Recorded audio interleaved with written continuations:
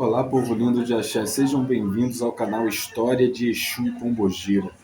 Hoje conheceremos a história de um grande Exu, guardião das porteiras, doutrinador de espíritos, guardião dos caminhos. Estou falando dele mesmo, seu tranca-rua das almas. Portanto, se ainda não se inscreveu, corre lá, inscreva-se nesse canal, compartilhe esse vídeo, deixe seu like, pois você não vai querer perder nossos vídeos. Seu nome de batismo em vida, pessoal, era Geraldo Branco Compostela.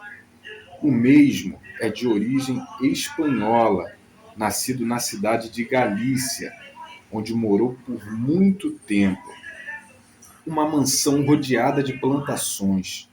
Seu tranca-rua, ele era alto, forte, vestiu uma camisa de seda branca, calças pretas, sapatos finos de verniz, cabelos belíssimos, cacheados, castanhos bem claros, olhos azuis, às vezes cinzas, com os quais costumava encarar as pessoas com adversários de forma quase hipnótica. Seu tranca-rua era um homem muito inteligente, um vasto saber, lia muito sobre justiça. Sua grande força vem do cemitério, especificamente da Cruz das Almas.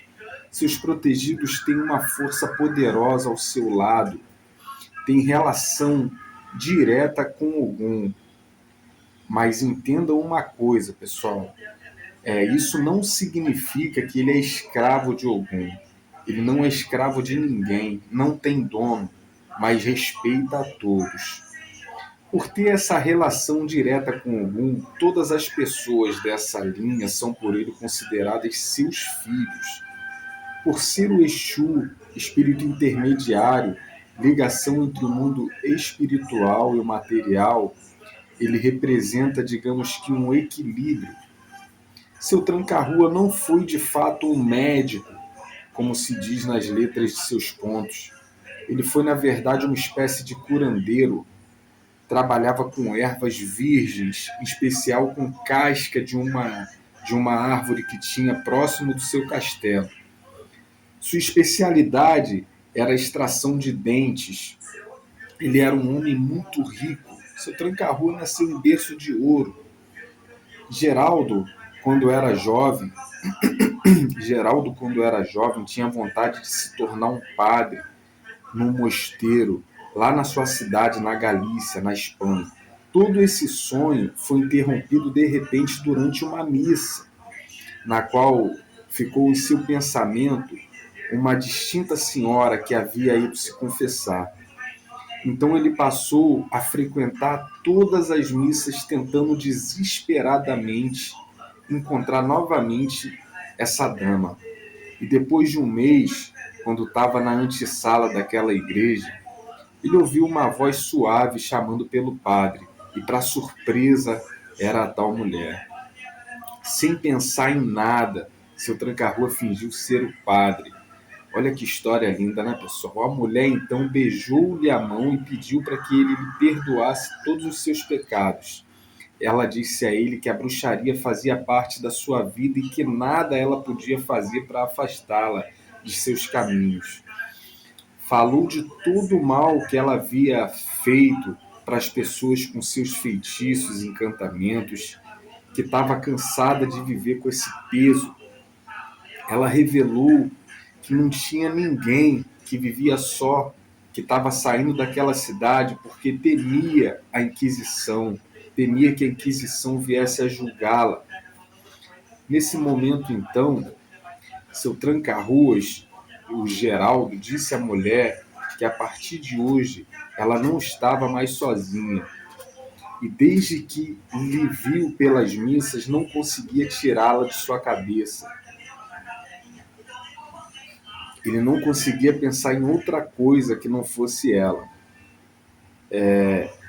Ele não sabia se estava enfeitiçado, mas o que ele sentia era mais do que o suficiente para viver com ela. E se ela fosse sair daquela cidade, ele iria junto. Ele disse que largaria tudo para viver do lado dela. Geraldo voltou então para o seu castelo, vendeu todas as suas riquezas, todos os seus bens e nunca mais voltou àquela cidade de Galícia. foi morar com Maria, começou a se envolver demais com os segredos do ocultismo. Logo, seu tranca-rua passou a se tornar um mestre na arte da feitiçaria, passou para o lado da magia negra, com medo de perder a amada, a Maria. Seu tranca-rua, o Geraldo, selou um pacto com o diabo para que Maria fosse para sempre sua e de nenhum outro homem, para você ver o tamanho do amor que seu tranca-rua tinha por essa mulher. Então a sua alma passou a ser do diabo, que cobrava cada vez mais pelo seu feito. Alguns anos se passaram e Maria então adoeceu. Nenhum feitiço era capaz de lhe devolver a saúde. Geraldo se desesperou, pensando em perder sua amada, e mais uma vez procurou o diabo.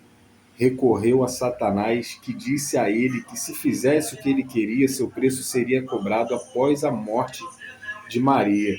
Geraldo, sem pensar, aceitou.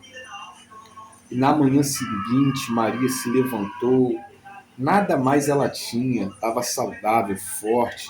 Ela viveu intensamente, porém somente por mais 3 dias, falecendo queimada por uma vela que incendiou todo o casebre. Por culpa de Geraldo, pessoal, Maria não conseguia descansar em paz. Seu espírito ficou perdido com algumas almas sem luz, e Geraldo dedicou seus últimos dias para buscar um jeito de livrar a alma de sua amada. Ele morreu logo depois de desgosto, e o diabo levou sua alma. Então, no astral, o que aconteceu? No astral, sofreu, trabalhou muito, e assim ele passou por um degrau de liberdade, crença e força. Foi uma espécie de soldado do mundo dos mortos, pessoal. Ele ajudava a doutrinar aqueles espíritos perdidos, aquelas almas fundadas, sem luz, o guardião das almas. Por isso, seu nome Tranca-Rua das Almas. E vamos falar de hoje em dia. Hoje em dia, sua missão é levar ajuda a quem está perdido. Ele também guarda os espíritos zombeteiros, a fim de que paguem pelos seus pecados para que possam voltar a reencarnar. Dizem que a primeira manifestação de seu tranca-rua foi em 1910, em Pernambuco. Seu culto foi expandido por todo o mundo e cultuado também na Umbanda, na Quimbanda, no Batuque, no Candomblé e entre outros. Ele tem influência do orixá Ogum, mas isso não quer dizer que ele é escravo de Ogum. Ele não é escravo de ninguém, pessoal. Isso é muito importante, porque tem muitas pessoas, por falta de conhecimento, que falam muita besteira e não tem dono. Exu Tranca-Rua não tem dono, mas respeita a todos.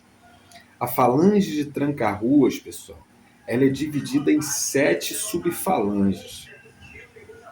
Cada subfalange tem a direção de um tranca-rua específico. É assim, é como se fosse um batalhão. Não tem lá o batalhão? Cada batalhão não tem o seu general, não tem o seu comandante? Pois então. Então vamos falar um pouco a respeito disso. A primeira falange, comandada por Tranca-Rua das Almas, essa é a primeira falange, comandada por seu Tranca-Rua das Almas. A segunda falange é comandada por Tranca-Ruas de Embaré. A terceira falange é comandada por Tranca-Ruas das Ruas. A quarta falange é comandada, pessoal, pelo seu Tranca-Ruas das 7 Encruzilhadas.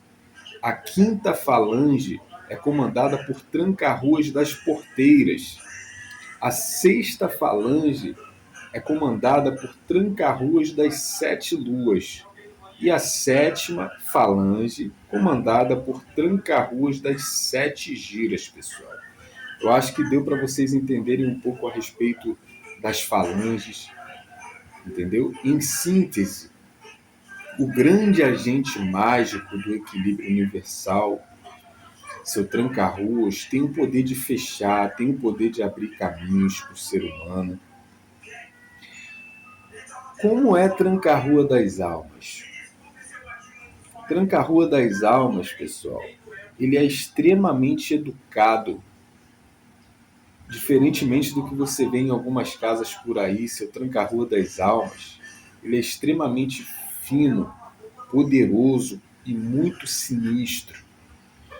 Ele transita além dos limites monóculos da bondade e da maldade. Seu tranca-rua das almas, ele é guardião das vilas, guardião das pessoas. É um Exu, não tem nada a ver com demônio, pois ele é a própria alegria da vida. Seu tranca-rua das almas, ele odeia os que odeiam, sente asco dos blasfemos, sente nojo dos invejosos, repulsa pelos falsos, ira pelos soberbos e pena dos libidinosos. Ele nunca se esquece se você vier pedir a um Exu de lei, nunca se esqueça disso para prejudicar alguém. Esteja certo que você será o primeiro a levar à execução da justiça. Eu espero que esse vídeo de hoje, essa história desse grandiosíssimo Exu, seu tranca-rua das almas, tenha lhe trazido algum conhecimento, que tenha sido bom para vocês. E se você gostou do meu conteúdo, já corre, inscreva-se nesse canal. Se você carrega alguma dessas linhas do seu tranca-rua citadas aí em cima, deixa no vídeo o seu comentário, que eu vou estar trazendo para você a história desse grandiosíssimo Exu. Muito axé para todos. Gratidão. Valeu.